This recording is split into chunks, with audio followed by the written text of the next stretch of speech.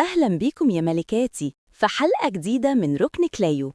وحلقتنا النهاردة عن سر خطير، حاجة ما بتتشافش بس بتفضل في الذاكرة: العطر. فاكرة أول مرة شميتي ريحة حد وفي ثواني افتكرتيه؟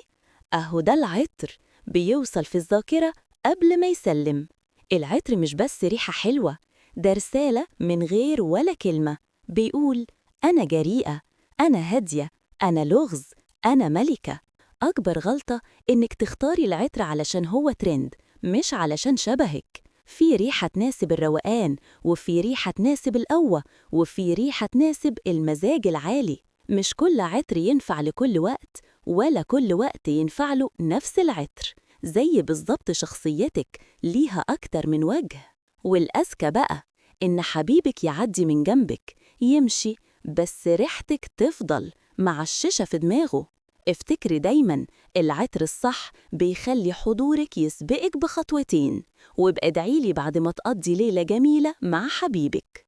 إلى اللقاء يا ملكات، وخلي أثرك دايماً سابقك.